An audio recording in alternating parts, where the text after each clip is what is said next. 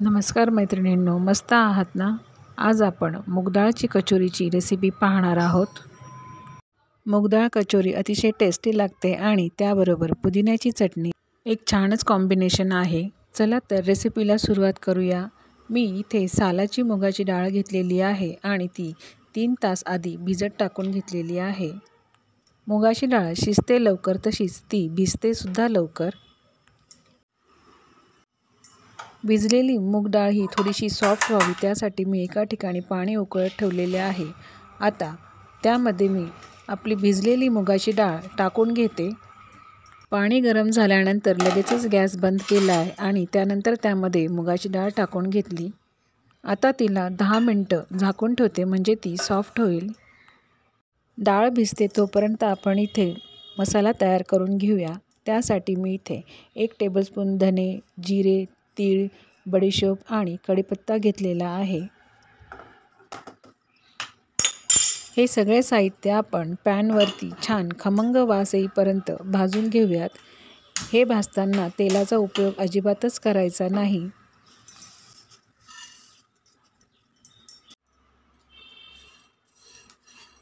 हे मसाले मंद आचेवर भाजावेत. अगदी 2 ते 3 मिनिटातच हे भाजले जातात. छान मस्त खमंग वास यायला लागला की मसाले आपले तयार झाले असे समजावे. तीळ ही लवकर उडायला लागते, त्यावेळेस पॅन थोडासा वरती धरावा म्हणजे तीळ उडत नाही. बघा, आपले मसाले भाजून तयार झाले आहेत. आता ते गार करून घेऊयात. इथे मुगाची डाळ टाकून देखील आपल्याला 10 मिनिटं झाले आहेत. आता त्यातले पाणी काढून घेते. मसाले देखील आपले गार झालेले आहेत. ते आपल्याला जाडे भरडेच वाटायचे आहेत. ते वाटून घेते.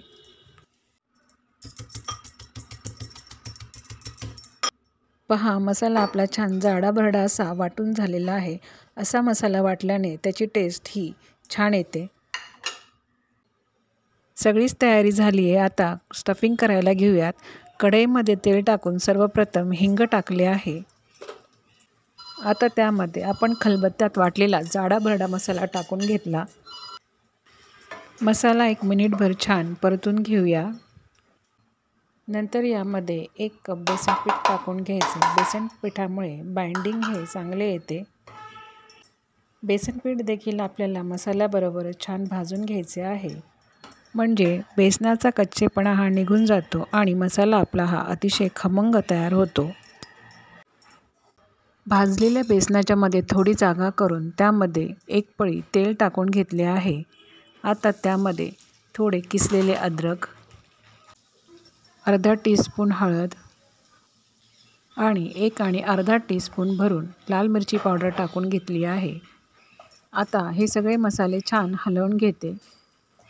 त्यात 1 टीस्पून आमचूर पावडर आणि 1 टीस्पून चाट मसाला टाकून घेतलेला आहे.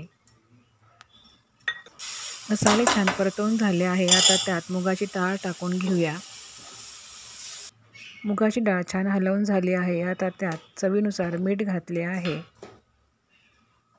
कचोरी छान फुलावी म्हणून त्यात 2 चिमूट खाण्याचा सोडा टाकून घेते. सगळे मिक्सचर छान 3 ते 4 मिनिटं परतल्यानंतर गॅस बंद केला आहे. आता यात 1 मोठा चमचा भरून साखर टाकून घेते, म्हणजे मिश्रणाला छान गोड आंबट अशी चव येते. चला तर मग स्टफिंग आपलं तयार झालेलं आहे. ते आता गार होण्यासाठी ठेवून देऊयात. कचोरीसाठी लागणारे पीठ मळून घेते. त्यासाठी पॅनमध्ये तूप थोडंसं मेल्ट करून घेते. पिठाला मोहन लावण्यासाठी 1 टेबलस्पून तूप आणि 2 टेबलस्पून तेल घेतलेले आहे. तूप फक्त मेल्ट होईपर्यंतच गरम केलेले आहे. कचोरी करण्यासाठी मी इथे 2.5 कप मैदा घेतलेला आहे. मैदा छान चाळून घेते. 2.5 कप मैद्यामध्ये 12 ते 15 मीडियम साईजच्या कचोऱ्या तयार होतात. पिठात चवीनुसार मीठ घालून घेतलेले आहे आणि आपण तयार केलेले तेल तुपाचे मोहन टाकून घेत आहे. तुम्ही नुसते तुपाचे किंवा नुसते तेलाचे देखील मोहन लावू शकता. दोन्ही हातांनी पीठ छान चोळून घ्यायचे, म्हणजे सर्व पिठाला मोहन हे चांगल्यारीत्या लागले जाते. पहा, पिठाचा छान गोळा तयार होतोय, म्हणजे मोहन आपले चांगले लागल्या गेलेले आहे.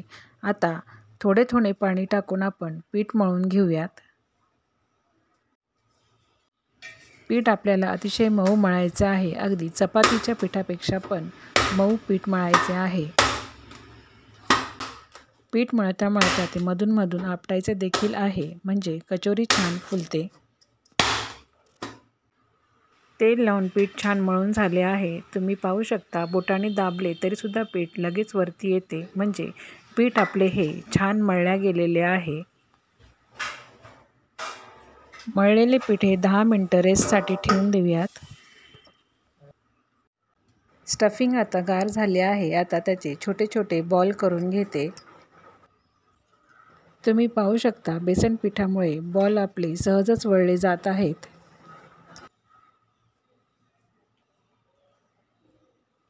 सगळ्या मिश्रणाचे आपले गोळे तयार करून झाले आहेत. हे जवळजवळ 30 ते 32 गोळे तयार होतात. पीठ आपले छान मुरले गेलेले आहे. तेल लावून पुन्हा एकदा त्याला मळून घेते.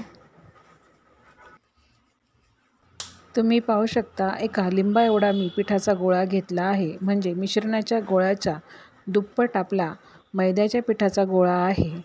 आता छान मैद्याच्या पिठाची पारी करून घेऊया. पारी तुम्ही हाताने किंवा पोळपाटावर ठेवून देखील करू शकता. ती कडेला पातळ आणि मध्यभागीही जाडच असू द्यावी, म्हणजे मिश्रण भरल्यानंतर ती फाटत नाही.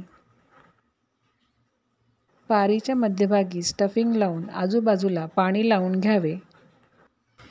स्टफिंग भरल्यानंतर छान बॉल तयार करून घेणे आणि हळूहळू जे वरती पीठ येते ते काढून घेणे.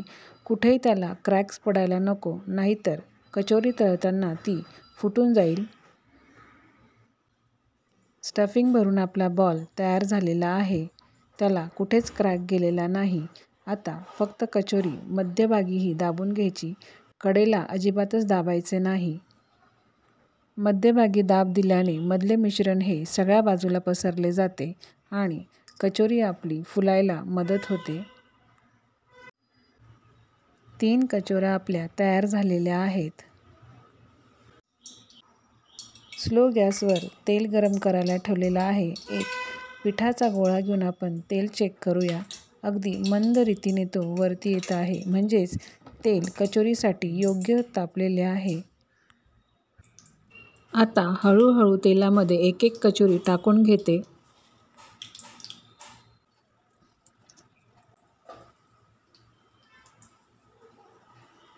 तुम्ही पाहू शकतात, कचोरी टाकल्यानंतर अगदी हलके हलके बबल्स येत आहेत.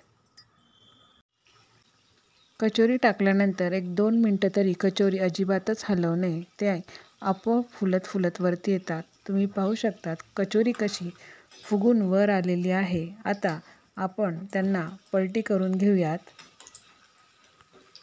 दोन्ही बाजूने गोल्डन रंग येईल इथपर्यंत आपण कचोरी तळून घेऊयात.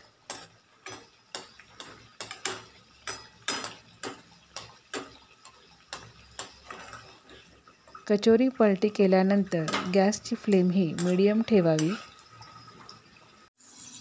कचोरी आपली मंद आचेवर तळून होत आहेत, तोपर्यंत एका बाजूला पुदिन्याची चटणी करायला घेऊयात.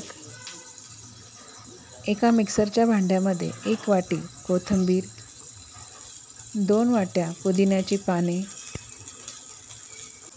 1 टेबलस्पून डाळ्या, 3-4 लसणाच्या पाकळ्या आणि एक छोटासा अद्रकचा तुकडा, 4-5 हिरव्या मिरच्या मी तेलामध्ये थोड्या परतवून घेतल्या आहे, म्हणजे पोटात मिरच्यांनी आग पडत नाही.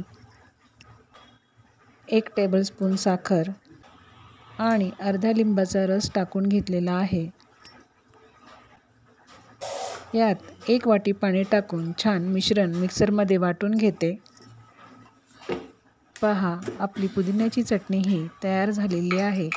पुदिन्याची चटणी ही चवीला फारच छान लागते. इथे पुदिन्याची चटणी तयार झाली आहे आणि आपली कचोरी देखील तयार झालेली आहे. कचोरी आपली छान खुसखुशीत तयार झालेली आहे. आता एक कचोरी मी तुम्हाला तोडून दाखवते. पहा, किती छान फुललेली आहे आणि आतून छान मस्त खुसखुशीत देखील झालेली आहे. अशी ही मूग डाळीची टेस्टी कचोरी आपली तयार झालेली आहे. मूग डाळीची कचोरी आणि पुदिन्याची चटणी अतिशय छान लागते. नक्कीच तुम्ही ही रेसिपी ट्राय करा आणि रेसिपी आवडल्यास व्हिडिओला लाईक करा, शेअर करा आणि सबस्क्राईब करा. धन्यवाद.